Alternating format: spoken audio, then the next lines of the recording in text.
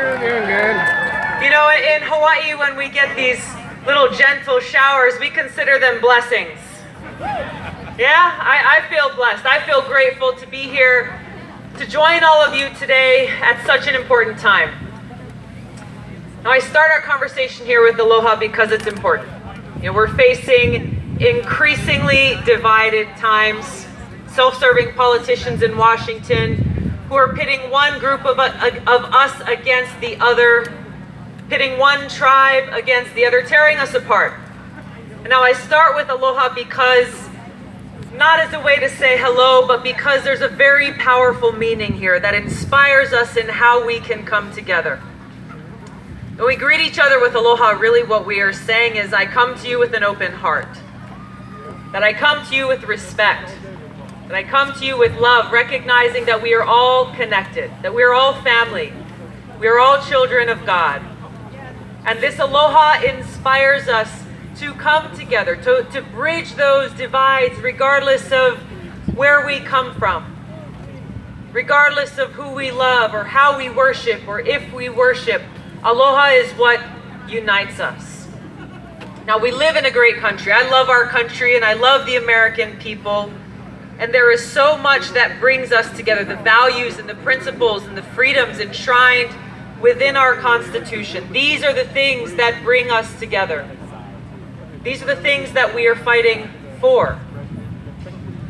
I reread again recently, Abraham Lincoln's Gettysburg Address, where he spoke very briefly and very clearly about the great sacrifice that was made on those battlefields, about the new nation that was born, dedicated to the proposition that we are all created equal. And he laid out the best way that we as people can honor the great sacrifice that was made.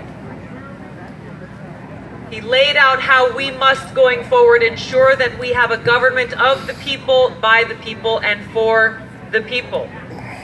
Now, is that the government we have today? No. It's not.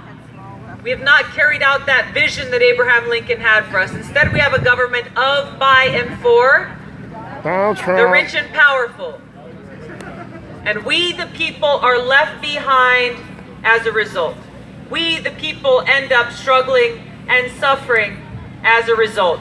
Now, you deserve a president who will fight for you, who will put your well-being ahead of the interests of profits, who will put people ahead of politics, who will put the well-being of the American people and our country at the forefront.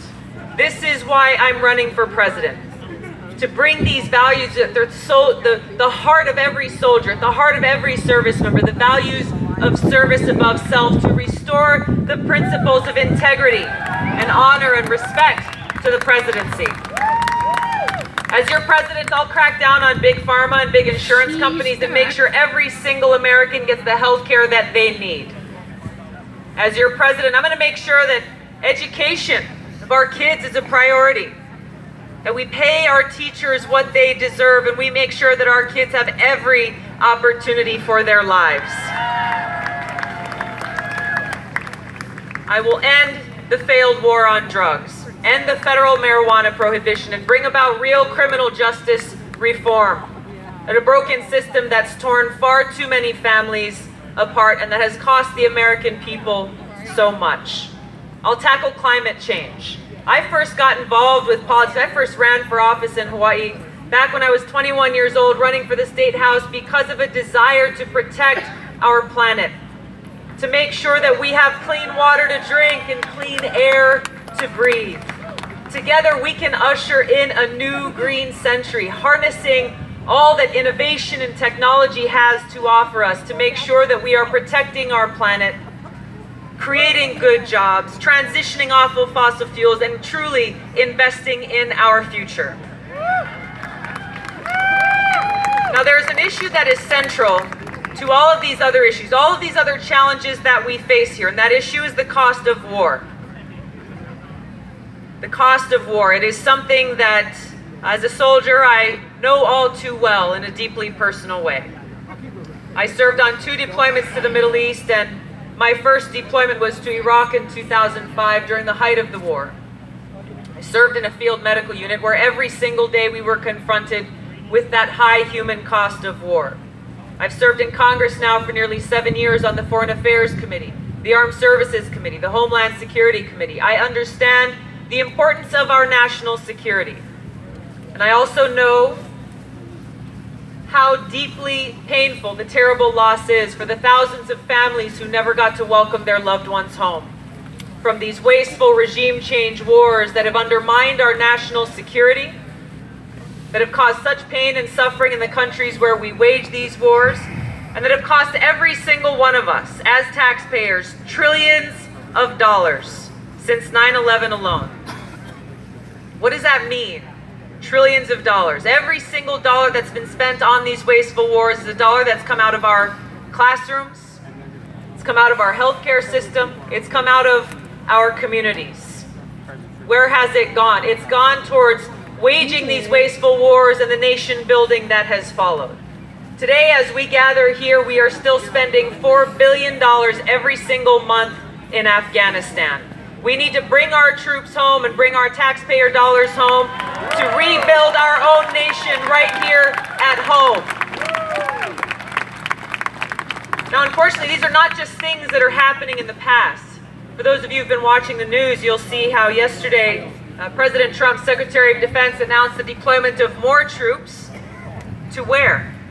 To Saudi Arabia. Boo! To defend Saudi Arabia's oil. Boo! To defend Saudi Arabia's infrastructure. Handing off our sovereignty and our military to be used by another country. That's not why we take this oath to serve. We take this oath to serve the American people and to protect and defend our country. I'm running for president to end this insanity. The most important job, responsibility that the president has is to serve as commander-in-chief. And as your commander-in-chief, I will end these wasteful regime change wars. Make sure we don't start any new ones.